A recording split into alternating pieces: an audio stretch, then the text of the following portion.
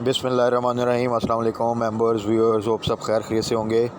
आज की वीडियो में जी कुछ इंपॉर्टेंट डिस्कशन करते हैं सेक्टर के हवाले से। पीएसएक्स में आपको पता है बहुत से सेक्टर्स हैं और कुछ सेक्टर्स जो से हैं उनके रिज़ल्ट्स आते हैं जून क्लोजिंग में, कुछ सेक्टर्स के एनुअल रिज़ल्ट्स आते हैं दिसंबर क्लोजिंग में।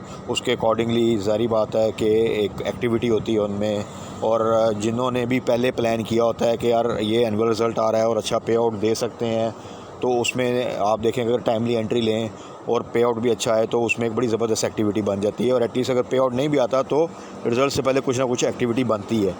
तो ख़ास तौर पे जब एनुअल रिज़ल्ट्स करीब होते हैं तो स्टॉक्स में आपने देखा होगा कि एक एक्टिविटी जनरेट होती है, वो फिर र्यूमर बेस्ड हो या एक्चुअली उसका रिज़ल्ट फिर अच्छा आए और अच्छा पे आउट दे, तो वो फर्दर मूवमेंट फिर उन चीज़ों पर डिपेंड करती है।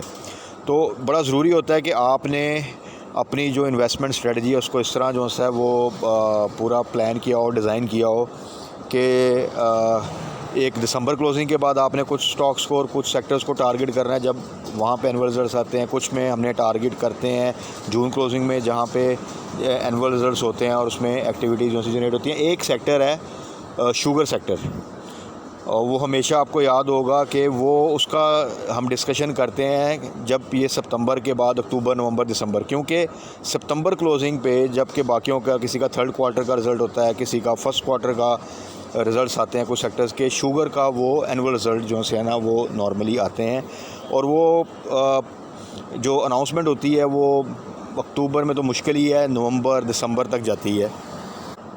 तो शुगर सेक्टर में ये टाइम होता है जहाँ पर अगर आप पहले से सितंबर से अपना प्लान कर लें, कुछ स्टॉक्स को टारगेट कर लें, सेक्टर को थोड़ा टारगेट कर लें, और मकसद ये नहीं होता कि आप फ़ौरन जंप इन कर जाएं। उसमें आप पहले देखें कि कौन कौन से स्टॉक अपने 1 ईयर लो के पास हैं, कौन से 1 ईयर हाई के पास हैं, पिछले 3 क्वार्टर के रिज़ल्ट्स देखें उनके, और फिर उसमें आप प्रॉपर एक ऐसे पोजीशन पे आ जाते हैं कि काफ़ी हद तक आप इजीली डिसाइड कर सकते हैं कि कौन से शुगर सेक्टर के स्टॉक्स को हमने अब टारगेट करना है अगले 2-3 माह के लिए, जब तक कि उनका रिज़ल्ट अनाउंसमेंट जो सी है वो आती है। और वही सिनेरियो बनता है उसमें भी कि रिज़ल्ट की डेट पहले अनाउंस होगी, एक्टिविटी जनरेट होगी, फिर रिज़ल्ट अनाउंसमेंट के ऊपर अगर बहुत अच्छा रिज़ल्ट है, कुछ साथ पे आउट है, तो बड़े ज़बरदस्त मूवमेंट बन जाएगी, अदरवाइज़ नहीं।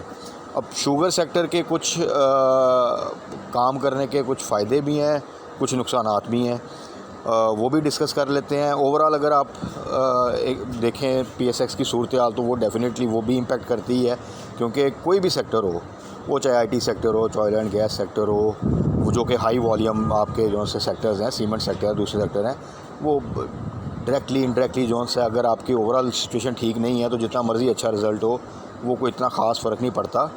आपने बहुत से जब ये पिछले 1.5-2 सालों में जब मार्केट बहुत ज़्यादा डाउन थी और सिचुएशन अच्छी नहीं थी, तो कुछ स्टॉक्स ऐसे भी थे कि आपको याद होगा कि वो डिफ़ॉल्टर काउंटर से नॉर्मल काउंटर में आए, लेकिन उसी दिन कोई ऐसी बुरी न्यूज़ आ गई और सिचुएशन पॉलिटिकल साइड पे, इकोनॉमिक साइड पे ऐसी हो जाती थी कि उसका वो जो पॉजिटिव इफ़ेक्ट है वो भी जो है सेट असाइड हो जाता था। तो ये चीज़ें बड़ी डिपेंड करती हैं कि ओवरऑल मार्केट की सिचुएशन उस वक्त क्या रहती है। लेकिन हाँ, ओवरऑल अगर आप अज्यूम करें कि मार्केट अपना जो एक नॉर्मल बिहेवियर है उसी में मूव कर रही है, तो फिर आप उस सेक्टर को टारगेट करें जिसका एनुअल रिज़ल्ट है, और उसको टाइमली अगर आप सॉर्ट आउट कर लें स्टॉक्स को और टाइमली एंट्री ले लें, तो काफ़ी अच्छा फ़ायदा जो है वो हो सकता है। तो उस लिहाज से यही टाइम है जहाँ पे हम थोड़ी वर्किंग करेंगे और देखेंगे कि कौन कौन से स्टॉक जो से हैं वो इस वक्त उन रेट्स पर हैं, या कुछ रेट्स हम टारगेट कर लेंगे आने वाले दिनों में कि जो अगर उस वक्त बाइंग की जाए, उनमें इन्वेस्टमेंट की जाए, तो आपकी बड़ी हाई प्रोबेबिलिटी है कि आने वाले 1-2-3 माह में बड़ा अच्छा गेन जो है मिल सकता है।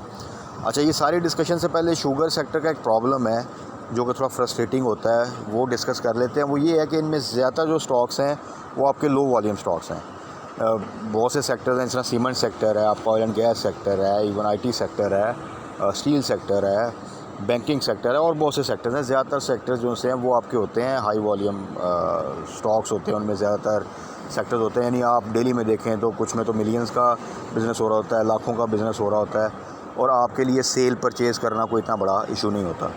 शुगर सेक्टर का थोड़ा सा इशू ये है कि यहाँ के ज़्यादातर जो स्टॉक्स हैं वो बड़े लो वॉल्यूम है। बहुत से स्टॉक्स तो ऐसे हैं जिनमें आप देखेंगे तो एक आध दिन ज़ीरो वॉल्यूम आपको नज़र आएगा, वो ट्रेड ही नहीं हो रहा होता। और दूसरा ये है इसमें कि जो आपकी बाइंग और सेलिंग का गैप है वो बहुत ज़्यादा होता है, यानी कि एक स्टॉक अगर 50 का है तो वो उसकी जो आपको बिड मिल रही होगी वो और जो उसकी सेलिंग प्राइस होगी वो उसमें कोई 3-4 रुपये का फ़र्क होगा, 4-5% का फ़र्क होगा। तो इसलिए बड़ा ज़रूरी होता है कि आपने जब भी इसको लेना है तो आपने एक टारगेट प्राइस सेट करनी है, उस पर आपने भी अपनी जो बाइंग है वो लगा के रख देनी है। ये नहीं करना आपने कि जिस पे वो मिल रहा है, जो कि ज़्यादातर ऐसा ही होता है कि वो 3-4% ऊपर के रेट पे मिल रहा होगा तो आपने वहाँ पे उसको बाय कर लिया। क्योंकि होता क्या है कि शुगर में वॉल्यूम चाहे 5,000 का लगे किसी स्टॉक में या 10,000 का लगे, लेकिन ये होता है कि सम टाइम उनका जो मूवमेंट होती है ना वो 3-4 रुपये की, अगर एक स्टॉक जो है वो आपका अंडर 50 है तो वो इतनी मूवमेंट दे जाता है। इसी तरह बहुत से अच्छा फिर इसमें ये भी है कि बहुत से स्टॉक्स हैं आपको मिलेंगे जो अंडर 5 भी हैं, अंडर 10 के भी कुछ स्टॉक मिलेंगे, अंडर 20 के कुछ मिलेंगे, फिर आपको मिड वैल्यू के स्टॉक भी मिलेंगे, यानी 30, 40, 50, 60 इस रेंज के भी मिलेंगे। बड़े स्टॉक्स भी हैं जो कि आपके 200 से ऊपर के स्टॉक्स हैं। तो हर आपको वैल्यू का स्टॉक मिलेगा। असल चीज़ लेकिन ये है कि आपने टारगेट उनको करना है जिनको आपने पहले एक तो पिछले 3 क्वार्टर के रिज़ल्ट्स देखने हैं, और ये हम आगे आने वाली वीडियो में भी डिस्कस करेंगे कि कौन कौन से स्टॉक्स हैं जिनको हमने टारगेट करना है। कुछ स्टॉक्स हम अभी डिस्कस कर लेंगे कि जिनको हम टारगेट कर सकते हैं उनके बारे में थोड़ा सा। फिर ये कि 3 क्वार्टर के रिज़ल्ट्स देखें, उनका साइकिल देखना हमने कि इस वक्त वो अपने हाई लो के पास तो नहीं है। अगर वो लो के पास हैं तो बाइंग रेंज में है तो उनको टारगेट करें, अगर वो बिल्कुल हाई साइड पे हैं तो थोड़ा डिप का वेट करें। तो इसी तरह फिर इंशाल्लाह ताला आप इसमें से जो मैक्सिमम बेनिफिट है ना वो ले सकते हैं। और हर साल अगर आप देखें तो बहुत से स्टॉक जो है एक अच्छी मूवमेंट दे जाते हैं शुगर सेक्टर के इस दौरान।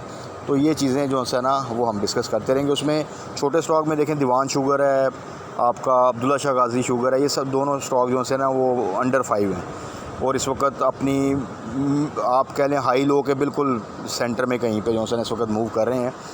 और इसी तरह आप सकरंद शुगर है, ये तकरीबन 9 के पास इस वक्त ट्रेड कर रहा है। इसमें मूवमेंट बन जाती है, 3-4 रुपये की मूवमेंट बनती है। और ये शुगर सेक्टर में एक और चीज़ भी आप देखेंगे कि इनके बहुत से स्टॉक्स जो हैं वो आपको डिफ़ॉल्टर काउंटर में नज़र आएंगे। ये डिफ़ॉल्टर काउंटर में जाते रहते हैं, फिर वहाँ से नॉर्मल काउंटर में आते रहते हैं। ये एक रूटीन की एक प्रैक्टिस है। वो डिफ़ॉल्ट में जाना ज़्यादातर इनका ये होता है कि फ़ी पे नहीं की होती एनुअल, उसकी वजह से डिफ़ॉल्ट में चले जाते हैं। रिज़ल्ट तो नॉर्मली कम ही ऐसा कि वो रिज़ल्ट्स अपने जो हैं वो पब्लिक ना करने की वजह से ना वो डिफ़ॉल्ट में गए हों। तो इनका वो फ़ी की वजह से जो जाता है वो समझ लें कि वो जो ड्यूरेशन मिलेगी उसको 60 डेज़ की या 90 डेज़ की वो उसमें वो पे करेगा और फिर वापस वो जो है नॉर्मल काउंटर में आ जाएगा। तो ये भी एक आप समझ लें कि गेम होती है जो कुछ स्टॉक्स में तकरीबन हर साल जो है ना वो होती है। और जो इनको अंडरस्टैंड करते हैं वो उसी गेम के बीच में प्ले करके अपना एक बड़ा अच्छा प्रॉफिट जो है ले जाते हैं। जिस तरह कि मैंने सकरंद शुगर का कहा, ये अगर इसको आप देखें सॉरी तो बड़ी दफ़ा डिफ़ॉल्टर में गया फिर वापस आया। इस तरह जोहराबाद शुगर मिल है, अगर आप उसके रिज़ल्ट्स देखें, ओवरऑल उसका बिज़नेस देखें तो बड़ा अच्छा है और उसमें पोटेंशियल है। वो भी अभी इस वक्त 16 के रेट पे और कुछ अर्सा पहले वो 13-14 पे भी जो है ना मूव कर रहा था, बल्कि 12 तक भी शायद आया था, 13 से नीचे एक टाइम पे। तो वो उसको भी हम आने वाले दिनों में डिस्कस करेंगे, उसको टारगेट कर सकते हैं। इसके अलावा फिर आपके पास शकरगंज है, ये आपका 32-33 के पास, ये इसकी ज़्यादातर जो मूवमेंट होती है वो 30 to 50 के दरमियान यही रेंज है। तो इसका मतलब है कि जब भी 35 से नीचे हो तो आपने इसको डेफिनेटली टारगेट करना है और 45 से ऊपर जाना है, 10 रुपये का आपने मार्जिन रख के वहाँ पर आपने इसकी सेलिंग लगाते रहना है। तो ये आपको एक रेंज इसकी मिल जाती है। इसी तरह फिर चश्मा शुगर है, हबीब शुगर है, मीरपुर ख़ास शुगर है, ये वो शुगर के स्टॉक्स हैं जो कि आपके जो है ना वो 32 लेके 60 की रेंज में आते हैं। और इसमें कुछ स्टॉक्स जो हैं वो भी ज़रा हाई साइड पे हैं, कुछ स्टॉक्स हैं जो से वो आई थिंक मीरपुर का शुगर जो है अभी भी अपने लो के पास है, तो उसको भी हम टारगेट कर सकते हैं। तो ये कुछ शुगर के जो से स्टॉक्स हैं, इनको आपने इस वक्त वॉच करना है, जिसमें मैंने जोहराबाद बताया आपको एक, इसको थोड़ा सा देखें। इसके अलावा आपका सकरंद शुगर है, अगर ये 9 से नीचे 9 से नीचे है तो इसको टारगेट देखना है। मीरपुर ख़ास शुगर है, इसको थोड़ा सा देखें। बाकी शकरगंज शुगर है, इसको थोड़ा सा देखें। तो इनको फर्दर हम प्रॉपरली डिस्कस कर लेंगे कि हमने कहाँ पे जो है ना इनको हिट करना है और बाय करना है।